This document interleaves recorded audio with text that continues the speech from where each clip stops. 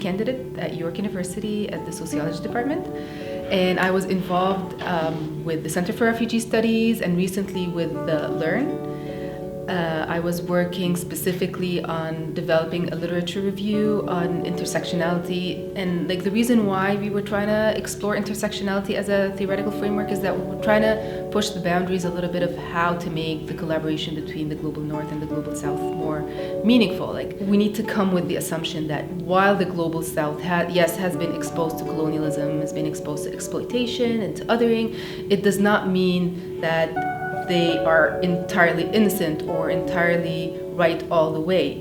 And that's part of de-orientalizing, is recognizing this complexity, this compounded identity that you don't have to be either or. And that's what I have been focusing on in my work. My work focuses on Syrian refugee women's survival mechanisms, particularly through marriage to nationals of the countries they have resettled in.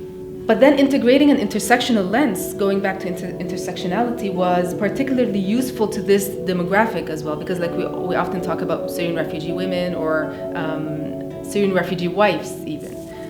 But talking about or like exploring such a private issue, private matter such as marriage, that it revealed just how intersectionality revealed how the different trajectories of those marriages, because not all of them were successful, how those trajectories were influenced, not just like a lot of them share the same ethnicity, the same religion, obviously the same gender, but also subtle aspect of intersectionality, such as their age, such as their marital status prior to marriage. Someone who has been married before versus someone who's never been married, they had different rationalization and different interpretations of their relationships. And so looking into these subtleties has contributed to, first of all, humanizing the refugees and showing the layers of their identities, of the refugee population or the refugee woman. It also takes them out of this rigid box of being perceived as they have to be either a victim or a pariah, or like the label of like being labelizing them as victims. And it also lets us question the image of the deserving refugee. Who is a deserving refugee and who's not? What do you do to be a deserving refugee, and how that has informed migration policies all across the board.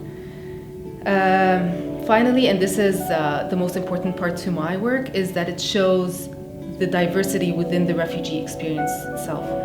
And it highlights not just the different layers of vulnerability and oppression, but also the privileges and the gains, how this new acquired status of a refugee have offered some of my respondents advantages that they wouldn't have had otherwise, which is something that is interesting and would be worth more exploring.